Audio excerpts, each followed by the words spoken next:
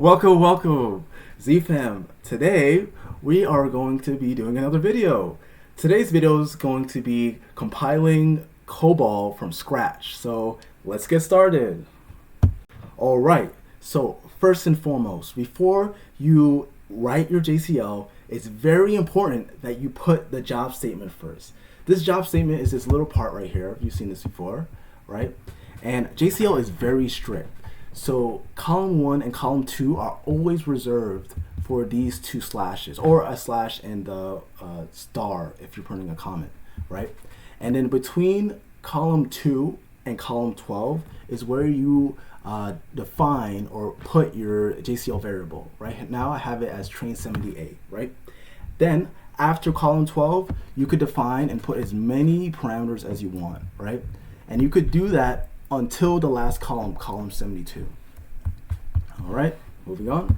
So next we're defining the first part of our job step 1.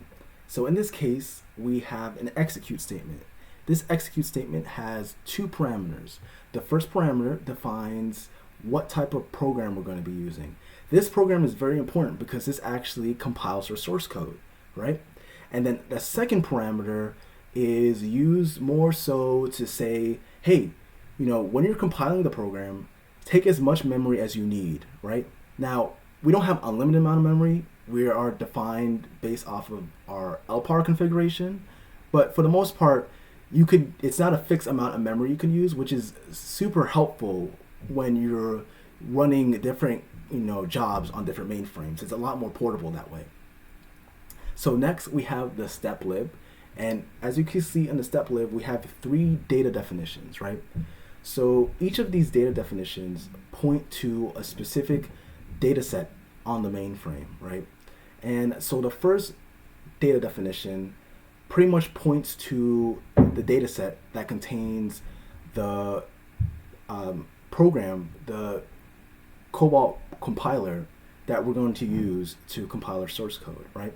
And then the other 2 data definitions contain you could think of it as the environment. The environment that it provides additional programs, additional executables that might be needed during the duration of compiling of the program, right?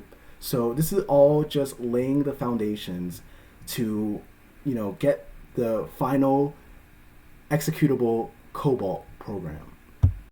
All right, so now we get into the whole meat and potatoes of the process. So this is the second part of the same first job step that we're running.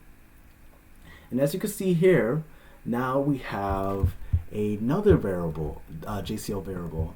It's called sysin. As you could assume, that probably means the input. All right, so now we're getting into the meat and potatoes of this process. So as you can see here, we have a new variable, a new JCL variable called sysin. This is a variable that defines the input of the COBOL program. And since we're doing this within the JCL, we don't have to put those ticks at the end, right? This is all source code. And this last tick here says this is the end of the source code, right? So this source code is actually COBOL. This is COBOL, right? You see that the identification division, the environment division, data division, procedure division. I'll have another video talking more about what COBOL is. But for right now, COBOL is super easy to read. So I'm sure if you could just look at the COBOL, you could probably tell exactly what it does. If you don't know, I'll explain it very briefly.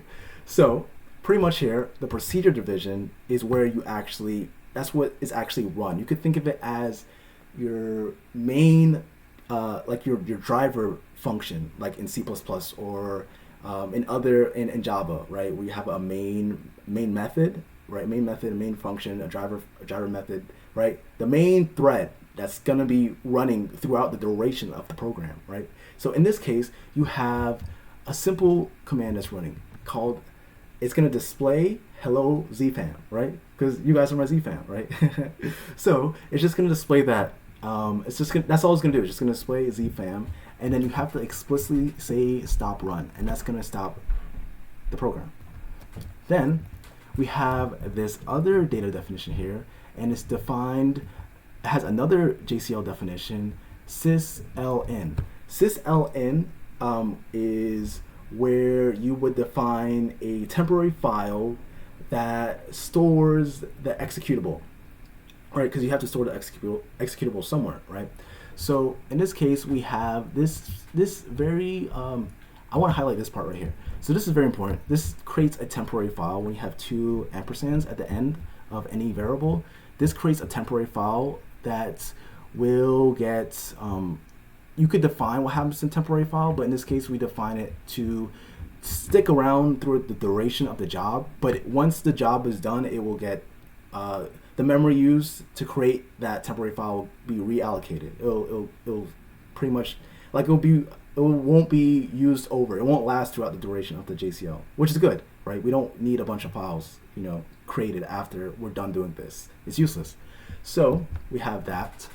And then we have this portion right here. This is just another, required JCL variable that just says, hey, we're going to create another data definition where you're going to see the, what it's going to show in the spool, right? The JES spool, the COBOL being compiled, right? And then these right here, you could think of these as, they call it scratch paper. So I guess COBOL needs, additional temporary files, and this is like a quick way to define temporary files here. It just defines temporary files that it has access to if it needs it, just in case, I don't know, say a COBOL program's really big, or it needs access to more, like space. Well, here's the space. The space is right here, right? It doesn't have to go through all these, but this is just, helpful to have, especially if you're running JCL on the mainframe. You don't want any adbins or any errors, so this kind of pads it just to make sure it has everything it needs to compile the program. Okay, so now it's time to execute this JCL. So we're going to first save it, then we're going to submit it. It's submitted. Then we're going to go to SDSF to check the results. Let's do that now. Okay, is this one? Right. Okay, so we got a return code of 0. That's good. You want to see that, right? So let's go to the bottom. Let's see if it actually worked. There it is. That's the JCL the COBOL we just ran, right? So there you go. That's how you run a COBOL program, from the compiling of the program to linking of the program to executing the program. Please, you could like or share if you want to. Please leave your comments down below. Otherwise, stay Z.